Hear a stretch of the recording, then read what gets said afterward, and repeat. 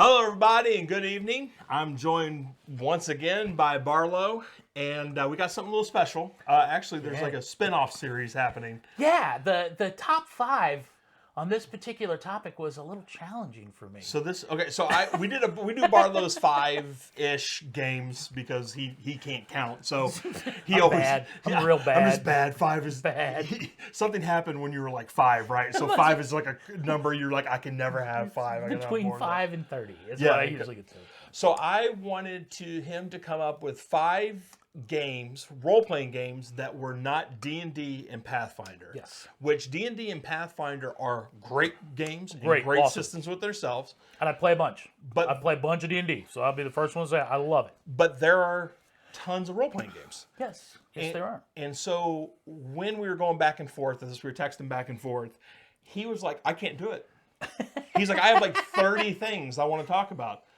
So we're actually doing this one in parts. Yes. This is going to be like a little mini series, That's if you right. will, of a Barlow's 5. That's right. And each one's going to have a different theme, but they're all going to focus on role-playing games. Yes. So the entire series is going to be role-playing games that are not D&D or Pathfinder, and further, they are not D20 system games. So they're not built off of the D&D 5th edition engine or the Pathfinder engine or any of the D20 system engines. These are totally different mechanics, and every one of these is currently in print and available for you to buy. So you For can you go to buy. out and you can And go out and enjoy it. and he has played them. I've played them all. Played them all, and so he And I'll tell you which one. can tell you which yeah. one, and he likes them all, right? I do. You don't have bad ones on here. There's a couple that I thought I might need to include in some of them, only because they seem to be popular, but I'm not going to include them. I will approach them and talk about them, and I'll tell you why I bounced off of them, so that you can get my opinion on this. This is strictly going to be my opinion. Everything is his opinion on it,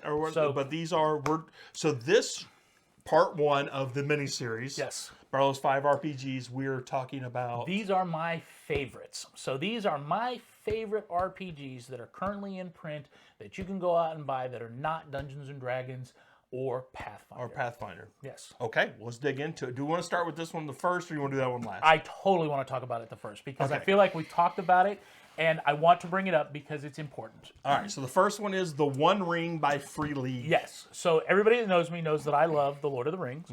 My 2 favorite genres are Star Wars and The Lord of the Rings. So naturally, it would make sense that we should talk about a Lord of the Rings role-playing game. This is by Free League. It's the current one that is in production. It is the 2nd edition of the Lord of the Rings game called The One Ring. It is an extremely immersive game. It feels like the mechanics are designed to be built around to plant you into Middle-earth. So, for example, your core attributes, your abilities, are strength, heart, and wits. That's directly from a quote that Gandalf used in The Lord of the Rings, where he says, well, you have to use what strength, heart, and wits that you have in order to complete. So it's very much immersive. It is, over the years, there have been a number of games that have, tried to, really evoke Lord of the Rings and evoke Middle-earth. And I just don't know that they've done an especially good job, especially if anybody is familiar with the Middle-earth role-playing game, which we'll talk about in a moment. But the old Iron Crown Industries Middle-earth role-playing game, it was a super great game mechanically. Didn't really feel like Middle-earth. Then there was, Decipher did a Lord of the Rings game that was based off of the films at the time when it came out. It was very much like a D20 system, except you used 2D6. Wasn't really fleshed out and didn't really capture the feel of Middle-earth so much as it did just a role-playing game. Then there was, of course, the One Ring First Edition. Phenomenal. Again, this is just an update to that, cleans up some of the rules. There are definitely mechanical changes in this that are different. Like ways that you calculate your difficulty numbers, target numbers for your rolls. Those are very different. So it is, it's a great upgrade. I mean, it's a one. The first edition was great. Second edition is even better. And then also there was a version called Adventures in Middle-earth, which is a Dungeons and Dragons 5th edition role-playing game for Lord of the Rings. So it was built in Adventures in Middle-earth. Again, I think that's a great game, especially for people that love playing Dungeons and Dragons and want to, play in Middle-earth. That's a great game system to use. It's currently out of print, but Free League has indicated that since they have, the printing license for this, they're also going to go back and do more adventures in Middle-earth stuff. So we're just waiting for that to come out. This was the Kickstarter you brought on, right? Was this the... No, they didn't. So yeah, I think it was. I think they did Kickstarter. This is we did bring one on. It was either it had the maps and that's this. everything. That was I this. thought it was this and that awesome GM screen and everything like that. Yes, and I couldn't remember if it was a Kickstarter or if it was one that they'd had a pre-order or something. Yeah, it absolutely was a Kickstarter. You're absolutely right. It was a Kickstarter for this. There's a starter set for it. So if you're not sure, there's a really nice starter set that has everything you need, including dice, including cards, simple things to make some of engagement with the game a little easier. Like, for example, when you're in combat, you have to select a stance. Well, there's cards that you can select a stance. It also breaks down into, like, if you're traveling, everybody in your party, because traveling is a big part of Middle-earth and Lord of the Rings, you have to have a role within your party. So those stance cards are also role cards that you use in front of you, can lay out. So you understand, who's the scout, who is the person that is, finding the food, who is doing the, mapping the area. There's all different roles like that. So this starter box has pre-made characters. It doesn't tell you how to build characters, but you play with pre-made characters through an adventure, and it's a nice little starter set. So if you're not sure if you want to get into it, you want to try something out with your friends, that's a great suggestion. If you are a fan of the Lord of the Rings and you want to try a role-playing game that really evokes Middle-earth, this is the one for you. This is the you one? should absolutely One Ring? Yep. All right, by Free League. Yes, by Free League. Are we going in order? Is this the order you want? Let's go in order. So we said my favorite things.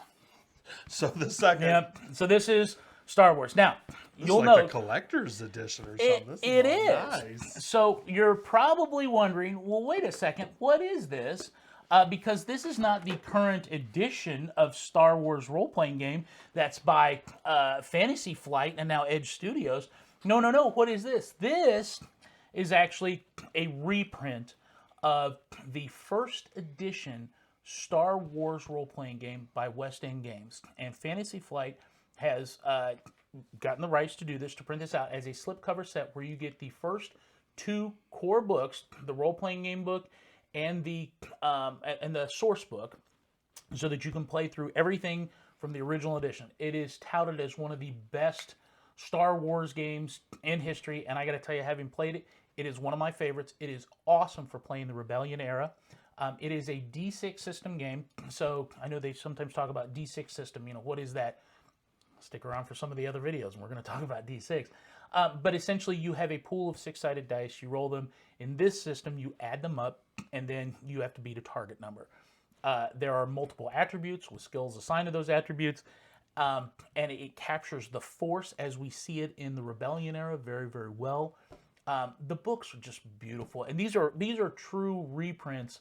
With some minor changes to like some of the artwork, not the artwork in the core book, but like some of the artwork in like the advertise. Like there's an advertisement in one of the books in the back that is just thrown in, but they're true reprints of what the core books they actually look like they have film like stills. Yeah, they do. This used primarily movie stills, and like for the thing. So again, in hand-drawn art on some of the pieces, but there we go, like that. That's an advertisement that's in the back. There's a mock advertisement in one of these for something that was out earlier. That it's just, I just think they've done a really nice job. Fantasy Flight has done a really, really nice job of staying true to the the source material and keeping the stuff that was in there. Like this was in the original. This was in the original art of the book.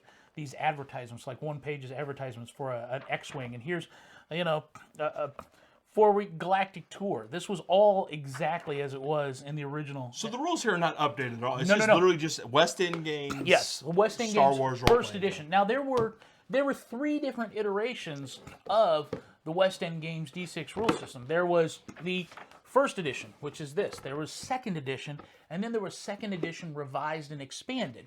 So revised and expanded is largely touted as the most popular of the West End Games D6 system Star Wars games.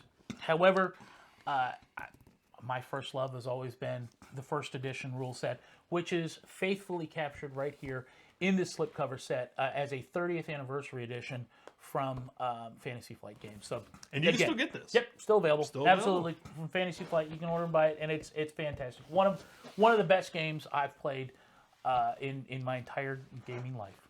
All right. So now we have Soulbound. Soulbound, and I know I've talked about this before. This Cubicle is 7. That's exactly right. This is another licensed product. This is for the Age of Sigmar world.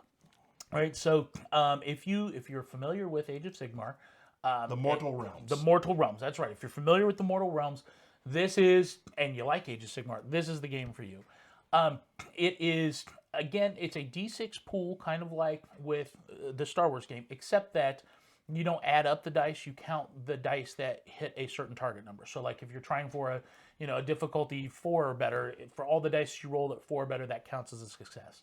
I will say that the game mechanic, as some of the more recent, recently devised game mechanics, is phenomenal. It's incredibly tight. The system is itself. It makes sense.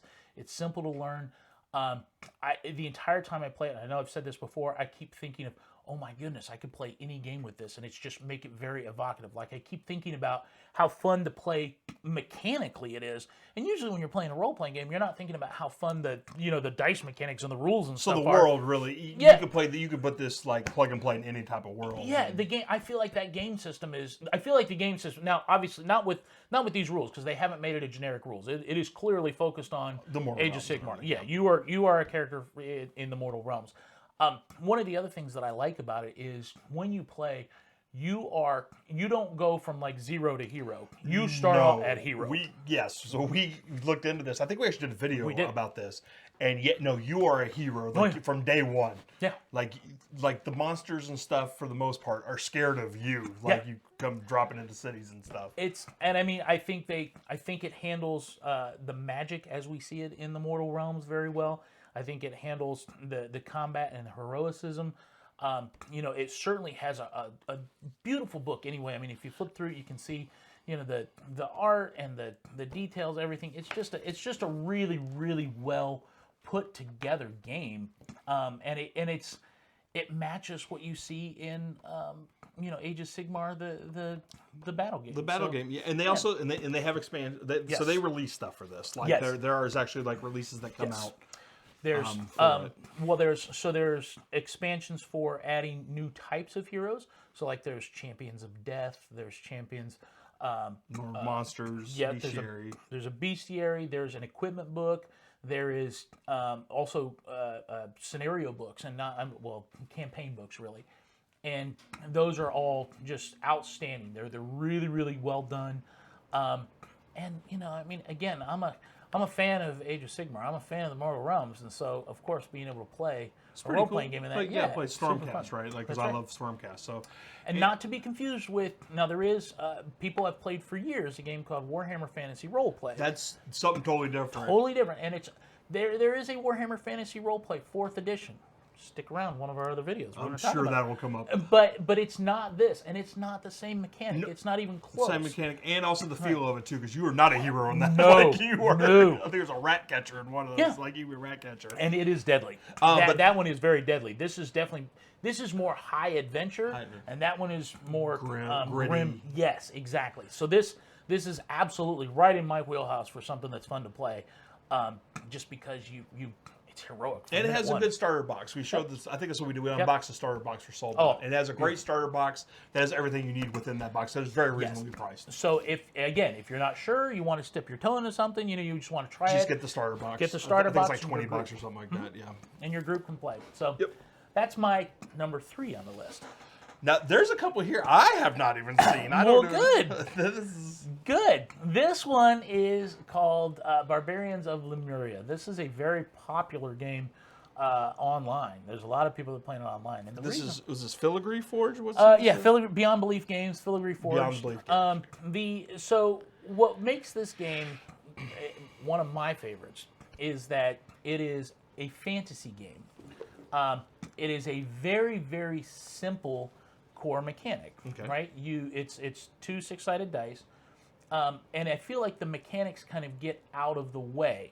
It has a very narrative element to it. So like when you select, kind of your character and what your character type is, that whatever you choose is also feeds into what your ability is. So like, let's say you're a rat catcher. I'm going to be a rat catcher. You put that in, you can do all the things that a rat catcher does by relating it back to that skill. You don't have, okay, well, I got my rat stick skill, and I've got my rat trap skill, and I've got my rat poison skill. No, you're a rat catcher, and that is that kind of bases it into it. So instead of having dozens and dozens of skills and mechanics, the mechanics kind of fall by the wayside to allow for more narrative play. So this is, of the games that we've talked about, this is a much more narrative based game, and it is set in a very Conan style world.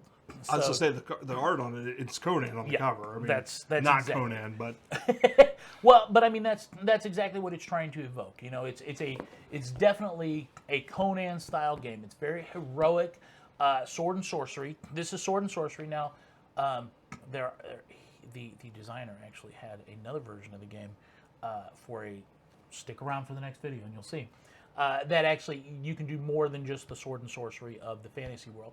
I think it does a great job of kind of, we've talked about Lord of the Rings high fantasy, we've talked about Star Wars, we've talked about Age of Sigmar high fantasy. I think this is a really good kind of dark, gritty sword and sorcery, but it's not one of those games where like grimdark, like the Warhammer Fantasy roleplay, because you don't feel fragile in the game. I mean, that in fact it's so much more about the storytelling that's the more important part than it is about how many hit points do I have.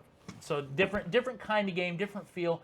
Again, one book is all you need. There's. So you said this is the most narrative driven out of the ones we're talking about. Yes, that is clearly the most narrative driven and super fun. If you're looking for a narrative type of game, or you want a Conan game that's not terribly crunchy, Barbarians of Lemuria is for you. Okay, and then the last one is Against the Dark Master. Yes, this book is thick. It's like a lot to it. That thing is huge. Like, how many pages does this thing got? Check it out. What are we looking at? 500 over 500 pages of big pages too. Yeah. So, Against the Dark Master. Earlier, I talked about the Middle-earth role-playing game from Iron Crown. That is, an offshoot of something called Rollmaster. Rollmaster is a system. It's powered by percentile dice, and it's Rollmaster has been lovingly referred to as Chartmaster because there's tons of charts in that game. If you roll a hit, well, what type of hit did you do? Okay, well, it's this kind of critical. Okay, well, is it a piercing critical, or okay, it's this, and how you could go back and forth in charts all the time. MERP, Middle-earth role-playing, kind of took that and limited it down to make it a more simplified, easier to play game. This is the spiritual successor to Middle-earth role-playing. It uses the same mechanics. They've been updated, but it is a very simple D100 based system. And a lot of the artwork is also throwback to the art that was in the original Middle-earth role-playing and Rollmaster kind of games. This is the spiritual successor to those that came about. So it's all black and white art. You got the nice pencils and inks and stuff. Yep. Yeah. You choose a class, you choose a race, like typical. You've got ability scores, and then you've got abilities underneath each of them that are again percentile-based skills. You don't need anything else to play. It's pretty straightforward. It is definitely mechanically heavy compared to the games that we've discussed so far. This one is probably the most mechanically heavy, but it's not an unbearable amount of crunch. It's not like anybody that has any experience with Middle-earth role-playing or with Rollmaster or even Space Master was one they had way back when. If that's something that you enjoyed or have liked in the past, this is definitely the one that you want to check out because it's fresh, it's new. There's been some updates for kind of more, modern mechanics, but still keeping the same, core D100 type system that they do. Well, yeah, that's pretty neat, man. It's, like I said, there's tons super of, fun. Yeah, so this is more like if you like a little crunch to your games, right? That's it's not overbearing, but because some people like that. They like the charts and the crunch and everything like that. So yeah, and it's fun. And again, just a nice heavy book. It's a nice heavy book. It'll stop a bullet. I think it might save your life. Okay. Yep. All right, so those are 5 of your favorite currents. Yes, I have a +1. Here we go. I have an honorable mention. Now, this is the one time I am going to break my rule for this because we were going through. Number one, I had so much fun going through all the books, picking out the stuff that I liked and remembering what I played. I am going to bring up something that breaks the two rules. Okay.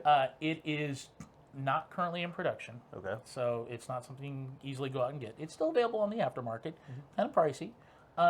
And it is, albeit not a D&D 5th edition, it is a D20 game. And it's actually a D20 game that was kind of the birth of 4th edition D&D. Because in this game, we saw for the first time such things as saving throws turned into static defenses.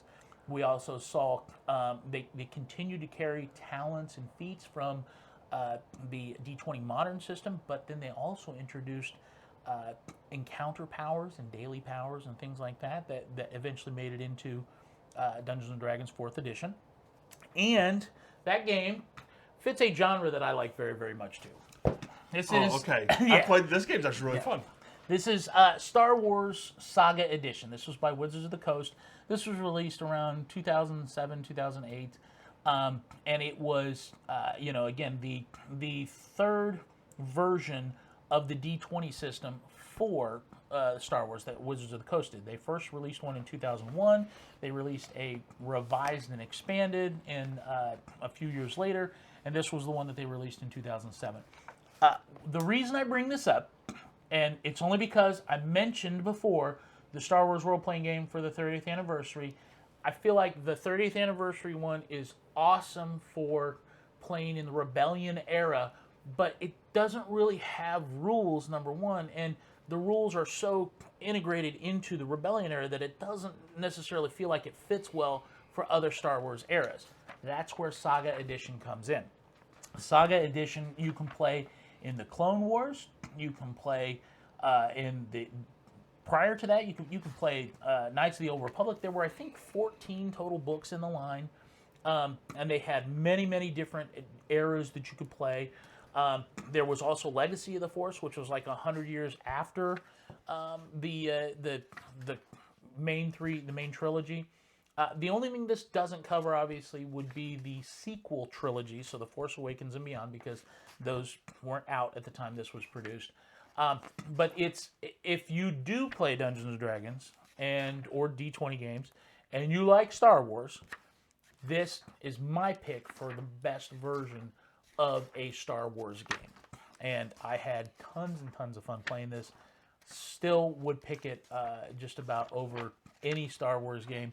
And I will say that Fantasy Flight does have a game out right now for Star Wars at Edge Studios. And, it gets high marks for being a narrative game.